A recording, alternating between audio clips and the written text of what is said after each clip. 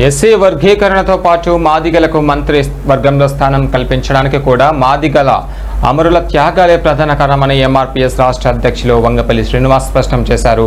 మాదిగ అమరవీరుల సంస్మరణ దినోత్సవం సందర్భంగా విద్యానగర్లోని ఎంఆర్పీఎస్ రాష్ట్ర కార్యాలయంలో ఏర్పాటు చేసిన కార్యక్రమంలో ఆయన పాల్గొన్నారు.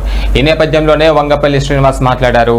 ఎస్సీ వర్గీకరణ గతంలో జరిగిన, ఇప్పుడు అమల్లోకి వచ్చిన అందుకు కారకులు అమరవీరులే. వారి త్యాగాల వల్లే ఉద్యమం నిలబడింది, హక్కులు సాధ్యమయ్యాయని ఆయన పేర్కొన్నారు.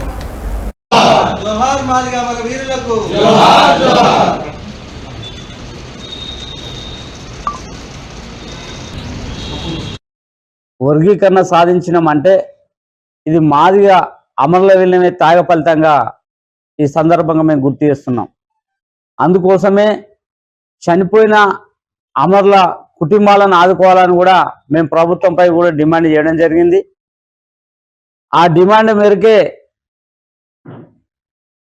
ఈ రాష్ట్రంలో ఉన్న వైద్య శాఖ మంత్రి దామోదర నరసింహ ఆధ్వర్యంలో ఎమ్మెల్యేలు అందరూ కలిసి చనిపోయిన కుటుంబాలకు కూడా ప్రభుత్వం నుంచి 5 లక్షలు కూడా ఇప్పించడం జరిగింది.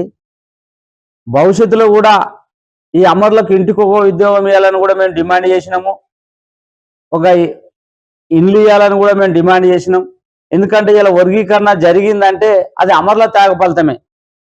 మరి అట్లాంటి అమరులను స్మరించుకోవడమే మా ఎంఆర్పీఎస్ మాదిగలు అందరూ ఊరున గ్రామాన ఇవాళ మాదిగలను స్మరించుకుంటున్నారు.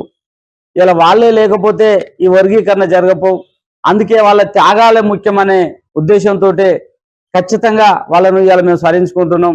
భవిష్యత్తులో కూడా అమరుల కుటుంబాలకు ఎట్లాంటి హాని జరిగిన, ఇప్పటికే దాదాపు మేము అంతా ఏవైతే 14 మంది అమరులు చనిపోయారో ఆ కుటుంబాలను మేము పరామర్శించడం జరిగింది.